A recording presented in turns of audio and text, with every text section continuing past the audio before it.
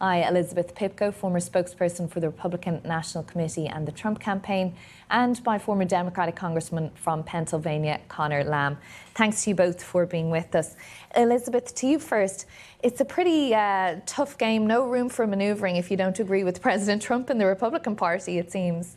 Well, look, I think you can look at it a few ways. Obviously, President Trump, who's been around now for nearly 10 years in our political sphere, has quite a few enemies, right? Or even naysayers, you could call him. And I think when it comes to someone like Cassidy, when it comes to someone like Thomas Massie, I think the voters are not actually looking at the past. I think President Trump might be, because he's been through quite a bit in the last 10 years. But for voters who, like in Louisiana or Kentucky, overwhelmingly supported Donald Trump, they want someone who is elected to represent them, who is able to work with this president to enact the agenda that they voted for. I think that's all that it really comes down to. And if President Trump is telling them this is not that person, this person's actually going to make it more difficult for me, it makes sense that they would vote against them. But even if those individuals maybe are representing the views of their voters in their constituencies? I think it's up to the voters to find out if they are. I think up until, today we might be having a conversation that looks very different. Yes. Tomorrow it might be that the voters no longer believe that they represent them. Indeed. Conor, what's your view of this? I know it's obviously not your party, the Republican Party, but this kind of effort essentially to silence dissent against the leader, is that just common practice in politics? No, not really. I mean, it doesn't really work that way on the Democratic side. I think that's unique to, we have our own problems for sure, but there isn't sort of one dominant figure the way that Trump is on the Democratic side. And I think it's counterproductive for them in a way, in that in these primaries where far fewer people vote, you end up selecting for candidates that are not as attractive probably in the general election, when the only criteria is Trump's favoritism. So Cassidy being a good example, was someone who could pull votes from across the aisle. And even Massie has really made a thing out of working with Democrats on a couple of key issues. The other thing is, it really just calls into question whether in American politics at this point, delivering the things that you promise on the campaign trail matters at all. Because I would say Massie delivered two of the key things that Trump promised in 2024, which was releasing the Epstein files and trying to bring an end to wars in the Middle East. Those are Thomas Massie's achievements, not Trump's. And now Massie's the one's being punished for it. So it's really kind of topsy-turvy. That's a good point, Elizabeth, isn't it? I mean, these are things that the president campaigned on, and Thomas Massie has done them. I don't think Thomas Massie has done anything. I don't think he has the power to do either one of those things. Well, he did lead that legislation that led to the compelling order on the DOJ to release the Epstein files. And yet here we are with people still asking for answers, nobody feeling like they're any closer, and everything becoming more politicized than it actually is about the answers. But that is still in the gift of the Department of Justice, which is ultimately run by President Trump. Right, and if the American people believe that Thomas Massie acted better in their interest than Donald Trump did, they will vote a certain way tomorrow. But I just don't believe that's going to be the case. Again, they voted for him for a reason, especially in states like Louisiana and Kentucky. They want his agenda implemented, and they believe, I think, that Thomas Massie stands in Donald Trump's way. And Conor, more broadly, just looking at the polling we saw there from CBS a little bit earlier, this rising sense amongst bipartisan American voters that the economy is in a bad place.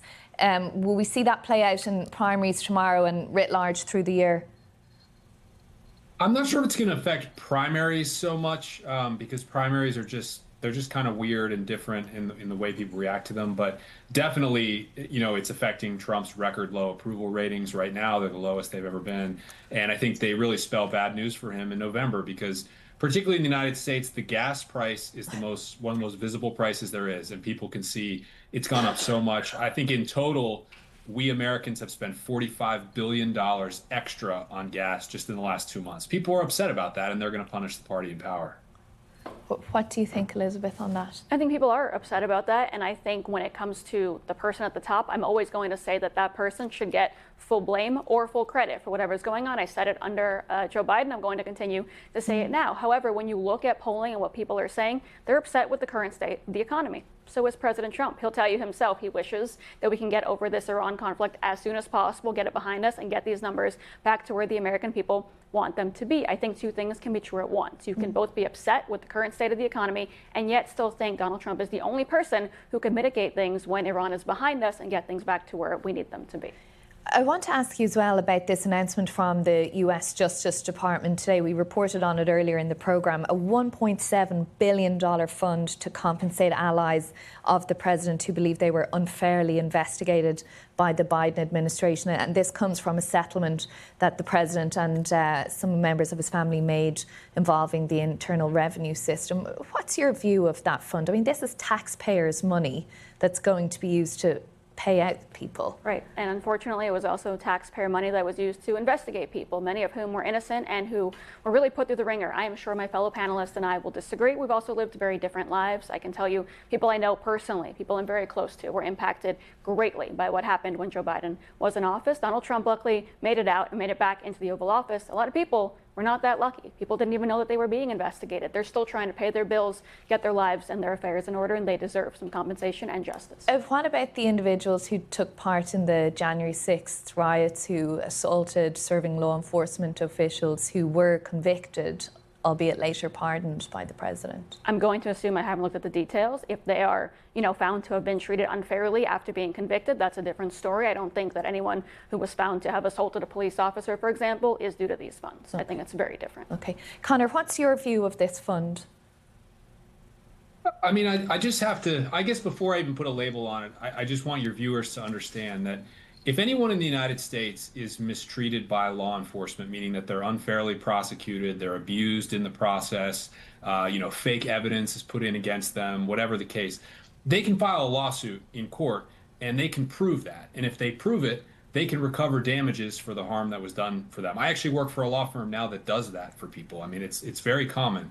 So when you create this separate fund that's going to occur outside of the court system, and the person running it is Trump's former personal attorney, who he's made the acting attorney general, boy, that starts to look like a process that you're creating because you don't want the scrutiny of court, because people can't prove that they were actually unfairly treated. They were prosecuted and investigated for fair reasons. So now they're creating this extrajudicial thing basically to reward their friends and score political points across the movement. And that's wrong. That's corruption. That's theft of our tax dollars. It's all sorts of things. But it's really important to know that if there were an actual problem here, people could just go into court and prove that. So what happens to this fund then?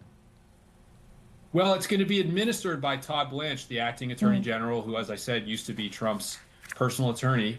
And they basically are going to be able to pay it out to these people that make claims however they want. And I believe the money's already sitting in there, so they don't even have to go to Congress for that money. That's why they chose that particular fund.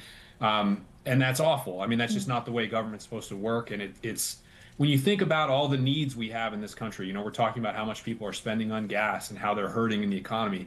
The idea that we're handing almost $2 billion to people who committed crimes is just nonsensical. Okay, well, we'll wait to see what happens with that. There is to be a committee, as you say, Elizabeth, in terms of how this will all be administered. But we'll leave it there for tonight. Conor Lamb and Elizabeth Pipko, thank you both very much. Quick break now around the world and across the UK. This is BBC News.